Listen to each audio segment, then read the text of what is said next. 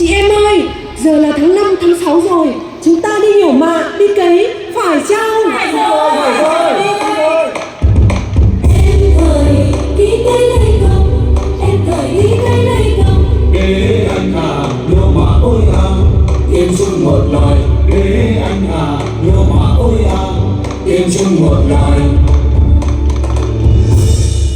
Bà con ơi, đã đến tháng 7, tháng 8 rồi. Chúng ta cùng nhau kéo sợi dệt vải, xe chỉ vá may phải chăng? Phải rồi.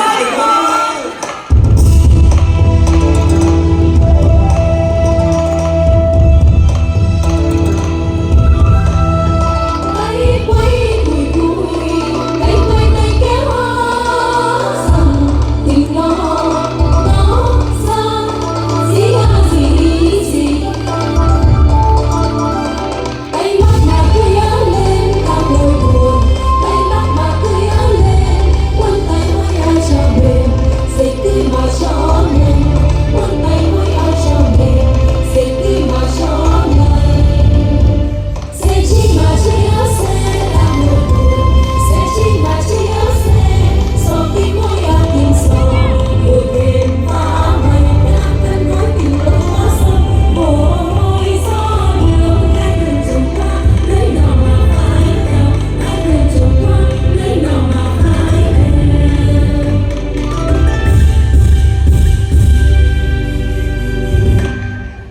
Này bà con ơi, đến tiết tháng 9, tháng 10 rồi. Chúng ta cùng nhau đi gặt phải chăng?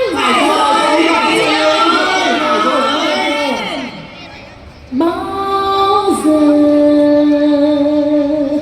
cho lúa bóng vàng. Để anh à, đi gặp ôi à, cho nàng mang cười. Bao giờ cho lúa bông vàng, bao giờ cho lúa bông vàng. Để anh à, đi gặp ôi à, cho nàng mang cười. Để anh à, đi gặp ôi à, cho nàng mang cười. Này chị em ơi, mùa màng gặt hái xong rồi, chị em ta lên chùa đánh lã là chơi phải chăng?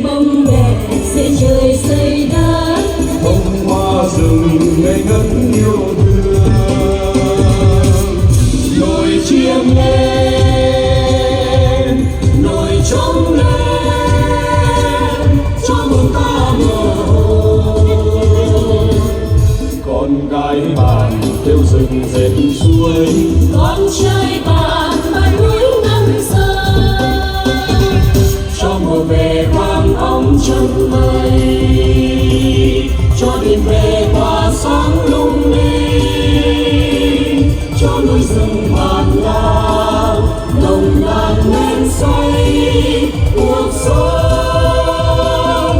Hãy ngồi chiêm lên, hãy ngồi trông lên, trái gai vàng lạc ơi.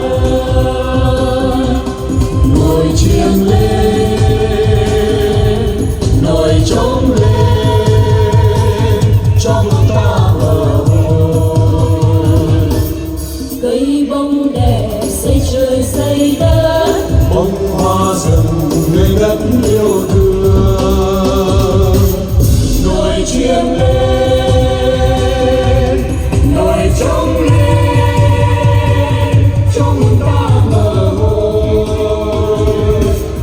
Con gái bạn theo rừng về núi suối, con trai bạn bạn núi ngân xa. cho mùa về vàng óng chân mây, cho đêm về tỏa sáng lung linh, cho núi rừng bàn là nồng nàn men say cuộc sống. Hãy ngồi chiêm lên, hãy ngồi trông lên, trái gai vàng lạc ơi. Hãy ngồi chiêm lên, hãy ngồi trông lên, trái gai vàng lạc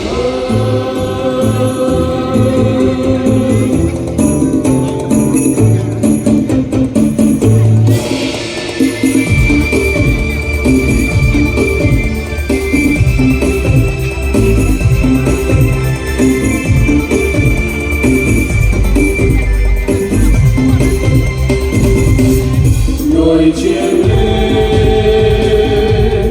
ngồi trông lên, cho hương ta bờ vơi. Cây bông đẹp xây trời xây đất, Bông hoa rừng người đất yêu thương. Ngồi chiêm lên, ngồi trông lên, cho hương ta bờ vơi. Con gái bạn theo rừng về núi suối, con trai bạn bạn núi ngân xa.